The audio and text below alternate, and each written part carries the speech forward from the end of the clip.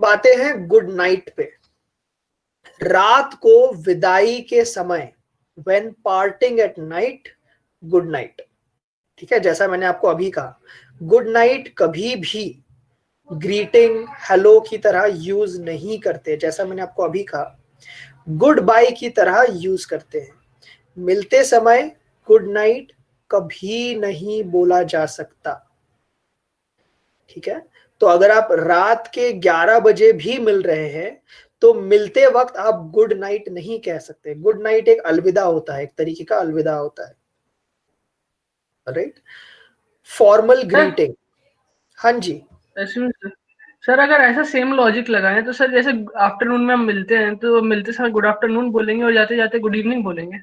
नहीं नहीं नहीं नहीं नहीं नहीं नहीं, वैसे नहीं है। देखिए देखिए, मैं वही बोल रहा हूँ आपको।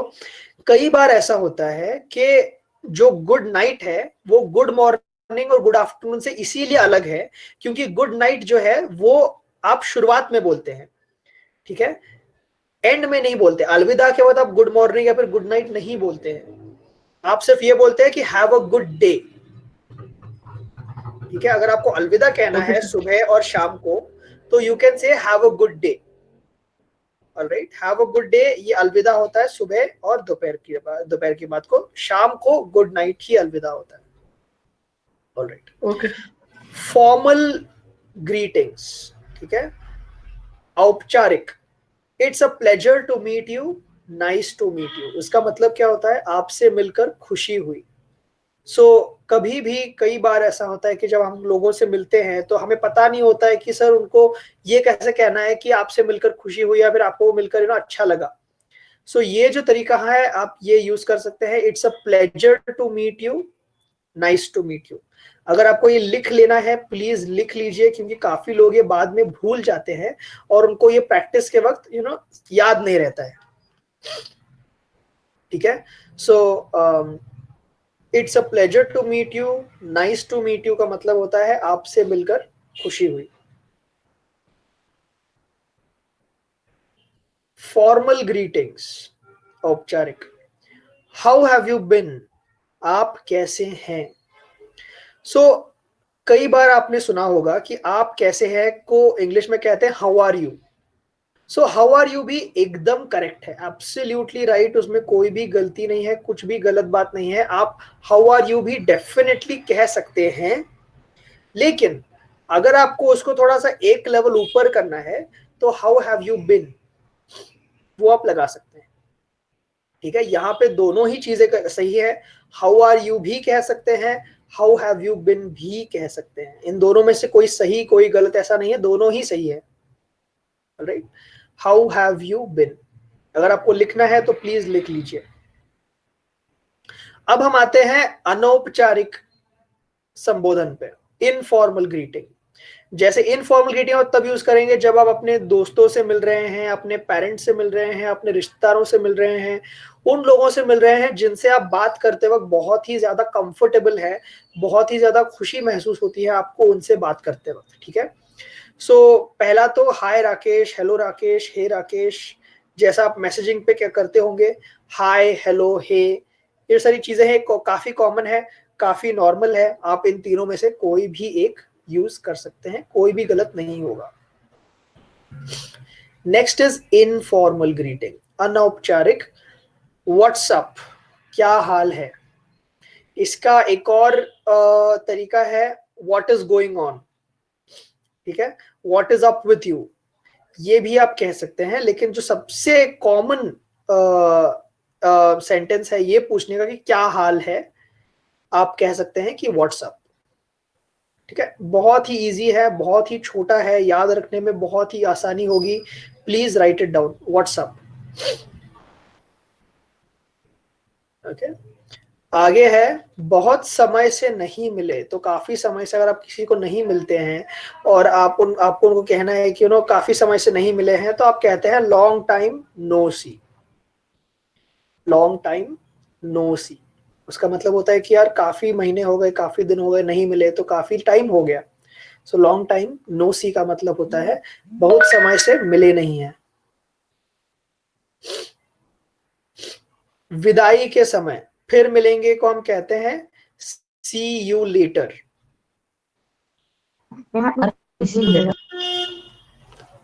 हाँ जी, ऑल राइट। सो जैसा मैंने आपको कहा कि विदाई के समय होता है सी यू लेटर, मतलब बाद में मिलेंगे। और जैसा कि मैंने आपको पहले भी कहा है, आपका दिन शुभ हो। जो सुबह जब ये सवाल शायद आपने पूछा था विकास, ठीक है, कि सुबह या फिर शाम को जब हम विदाई लेते हैं, सुबह या फिर दोपहर को जब हम विदाई लेते हैं, तो हम क्या बोले। जैसे अगर हम शाम को विदाई ले रहे हैं तो हम गुड नाइट कहते हैं, तो सुबह या फिर दोपहर को आप ये कह सकते हैं कि आपका दिन अच्छा हो या फिर आपका दिन शुभ हो। उसको हम कहते हैं have a nice day, have a good day. अगर आप बहुत ही खुश है उस दिन, तो आप कह सकते हैं have a great day ahead. Alright, that is one of the ways of telling it. और जैसा कि आपको पता है, अगर आपको टाटा कहना है तो आप बाय बाय भी कह सकते हैं, ये बताने की जरूरत नहीं है। ख्याल रखना, टेक केयर। ओके,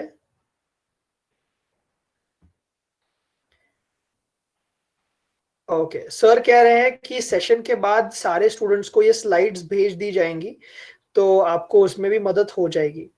ऑलराइट, तो ख्याल रखना का मतलब होता है टेक केयर।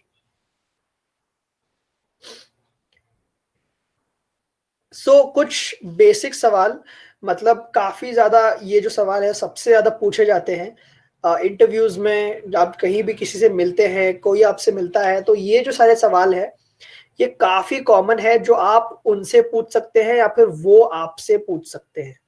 ठीक है, पहला सवाल है आपका नाम क्या है। आपका नाम क्या है, इसे आप कैसे कहेंगे, व्हाट्स योर नेम।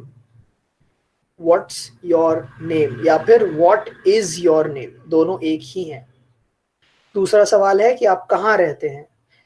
ठीक है, वेयर डू यू लिव, आप कहाँ रहते हैं। तीसरा है आप कहाँ से हैं, वेयर आर यू फ्रॉम। और आप क्या करते हैं, व्हाट डू यू डू। देखिए, दूसरे और तीसरे सेंटेंस में काफी फर्क है। ठीक है, काफी लोग इन दोनों को मिक्स कर देते हैं, आप उसको मिक्स नहीं कर सकते। या तो आपको कहना है कि आप कहाँ रहते हैं, या फिर आपको पूछना है कि आप कहाँ से हो।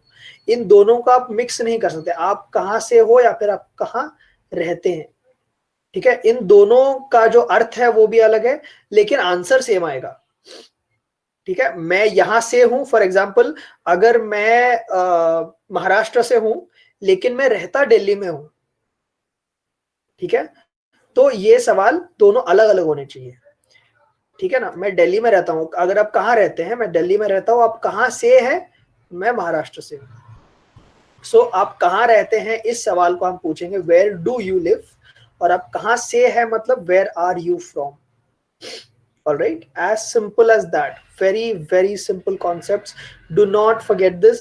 काफी काफी ज्यादा कॉमन और काफी ज्यादा इंपॉर्टेंट कॉन्सेप्ट है ये। ठीक है, ये हम आ गए हमारे third and the last step of today, telling the time in English.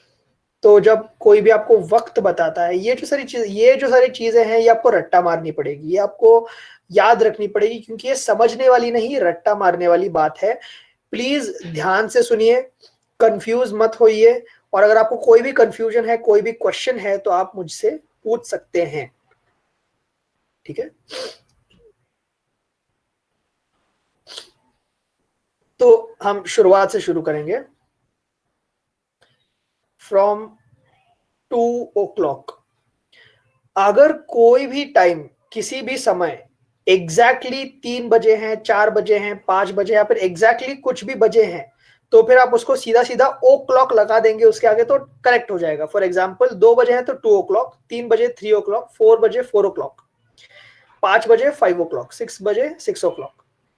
So exact अगर टाइम है तो आप उसके आगे सिर्फ ओ क्लॉक लगा देंगे तो करेक्ट ही होगा। ठीक है, for example 3 o'clock, 4 o'clock, 5 o'clock, 6 o'clock। ठीक है, ये सबसे बेसिक है, सबसे फर्स्ट है। 5 past 2, 10 past 2, quarter past 2, 20 past 2, 25 past 2, ये जो सारी चीजें हैं, ये होता है फॉर एग्जाम्पल 2 बज के 5 मिनट। 2 बजने के बाद 5 मिनट हो चुके हैं, तो 5 past 2 मतलब 5 minutes पास्ट 2 o'clock, ठीक है, 5 मिनट 2 o'clock को पास कर चुके हैं। तो अगर 2 बजे के या फिर 3 बजे के बाद जितना भी मिनट होता है, अगर 3 मिनट होता है तो 3 past 5, अगर 5 मिनट होता है तो 5 past 4, ठीक है। 10 past 2, क्वार्टर मतलब क्या होता है कि 1 2 3 घंटे, 3 घंटा का एक क्वार्टर होता है, ठीक है। 6 घंटे का एक हाफ होता है। क्वार्टर का क्या मतलब होता है? क्वार्टर बेसिकली मींस एक चौथाई, ठीक है। क्वार्टर का सरल अर्थ है एक चौथाई। और अगर आप घड़ी देखेंगे तो घड़ी के 12 हिस्से हैं। उसका मतलब क्या है? 12 हिस्से मतलब 12 का एक चौथाई होता है 3।